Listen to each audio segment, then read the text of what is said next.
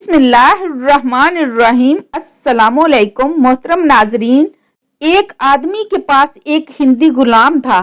وہ غلام بڑا ہی محنتی اور آقا کا فرما بردار تھا، جو پچھلے کئی برسوں سے اپنے آقا کے ساتھ رہ رہا تھا۔ اس آقا کی ایک خوبصورت لڑکی بھی تھی، چاند کے بدن والی حسین اور خوش مزاج لڑکی۔ جب لڑکی بلوغت کے قریب پہنچی تو بہت سے طلبگار باری حق مہر دے کر نکاح کی خواہش کرنے لگے۔ ہر وقت اس کے دروازے پر لڑکی کے طلبگاروں کا آنا جانا لگا رہتا۔ آقا اپنی نوجوان بیٹی کی شادی بھی جلد از جلد کرنا چاہتا تھا، کیونکہ اسے معلوم تھا کہ جب انسان کو بھوک لگتی ہے اور حلال رزق نہ ملے تو وہ حرام کھانا شروع کر دیتا ہے۔ لیکن اس کو ایک باحیا نوجوان کی تلاش تھی۔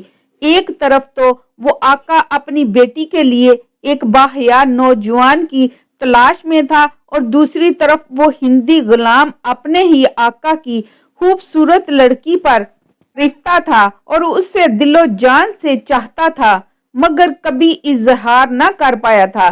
اس لیے وہ برابر کوشش کرتا رہا کہ کسی طرح سے اس کی محبوبہ کی شادی نہ ہو سکے، اور اپنے آقا کو کہتا، مال کا بھروسہ نہیں ہے، دن میں آتا ہے، رات کو ادھر ادھر چلا جاتا ہے۔ سردار کا بیٹا ہونا بھی معمولی ہے، کیونکہ وہ اپنے مال اور گھوڑے پر مغرور ہوتا ہے۔ آخر اس ہندی غلام کے آقا نے اپنی لڑکی کے لیے ایک نیک داماد پسند کر لیا، جو تمام خاندان اور قبیلہ کے لیے باعث فخر تھا۔ رشتہ دار عورتوں نے کہا، اس کے پاس نہ مال ہے نہ سرداری، لیکن آقا نے کہا، یہ لڑکا روح زمین پر بغیر ان چیزوں کے بھی سونے کا خزانہ ہے۔ جب اس ہندی غلام کی تمام تدابیریں ناکام ہو گئی تو وہ پریشانی کے عالم میں بیمار پڑ گیا اور دن بہ دن کمزور ہونے لگا۔ بہت سے طبیبوں نے کوشش کی، لیکن وہ علاج نہ کر پائے۔ ایک رات آقا نے اپنی بیوی سے کہا کہ تو تنہائی میں اپنے غلام کے پاس جا اور اس سے اس کے حال کے بارے میں دریافت کر۔ تو اس کی ماں کی جگہ ہے، ہو سکتا ہے وہ تجھ سے اپنا غم بیان کر دے۔ آقا کی بیوی اگلے دن تنہائی میں غلام کے پاس گئی اور مہربان ماں کی طرح اس کے سر میں کنگھی کی۔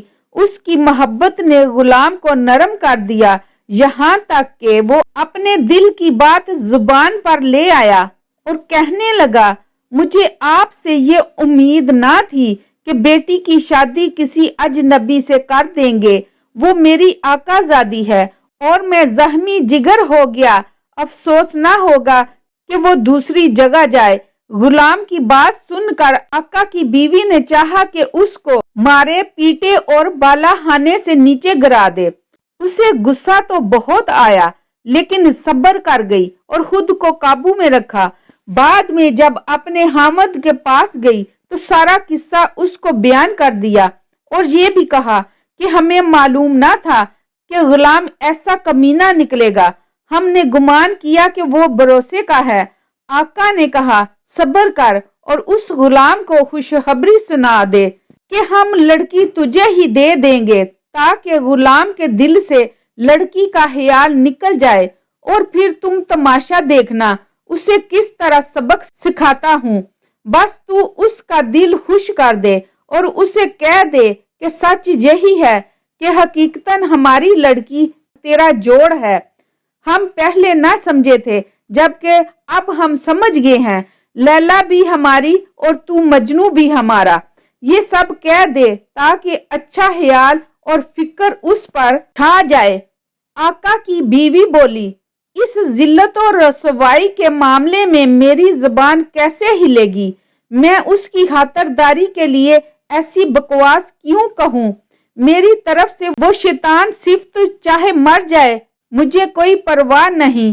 آقا نے کہا کہ تو اسے تسلی دے تاکہ اس شفقت اور تیمارداری سے اس کی بیماری جاتی رہے، اور مجھے اتنی مہلت دے کہ یہ بریک کاٹنے والا صحت یاب ہو جائے۔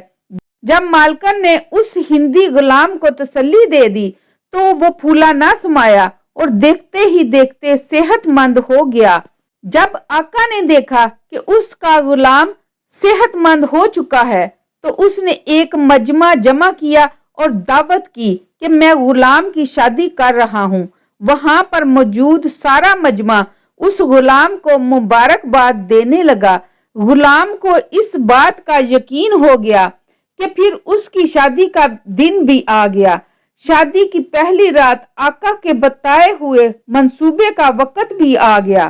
اس نے ایک لڑکے کو دلہن کی طرح آراستہ پہ راستہ کروایا اور لڑکیوں کی طرح اس کی کلائیاں بنوائیں، اور اس طرح اس غلام کو مرغی کو دکھا کر مرغا دے دیا اور ایک ہٹے کٹے لونڈے کو گھونگھٹ پہنا کر اس کے کمرے میں بھیج دیا اور تنہائی میں شمع بجھا دی۔ وہ ہندی غلام ایک آقا زادی کی بجائے ایک ہٹے کٹے غلام کے ساتھ رہ گیا اور پھر ساری رات آہو زاری کرتا رہا، جبکہ باہر دف بجانے والوں کی وجہ سے کسی نے اس کی آہو زاری نہ سنی۔ دن نکلنے تک وہ اس بیچارے غلام کو دبوچتا رہا جس طرح کتے کے آگے آٹے کی بوری ہو، اور ساری رات اسے اپنی آتش نفس کی آگ میں جلاتا اور ذلیل کرتا رہا۔ صبح وہ ہندی غلام نیم مردہ حالت میں حمام میں گیا اور نہا دھو کر رنجیدہ حالت میں واپس آ گیا۔ اس کے آنے سے پہلے لڑکی دلہن کی طرح اس کے سامنے بیٹھ گئی اور اس کی ماں بھی محافظ بن کر وہاں بیٹھ گئی تاکہ ایسا نہ ہو کہ وہ دن میں بھی آزما لے۔ اس غلام نے تھوڑی دیر اس آقا زادی کو دیکھا اور پھر دونوں ہاتھوں سے اسے دھکا دیا اور بولا، خدا کرے تیرا کوئی جوڑ نہ ملے، تجھ جیسی بدکار اور بری دلہن سے میں پناہ مانگتا ہوں۔ تو دن میں کچھ ہے اور رات کو کچھ ہے۔ اور پھر وہ غلام خود ہی اپنے آقا کے گھر سے بھاگ گیا۔ بے شک اس غلام کو اچھا سبق مل چکا تھا۔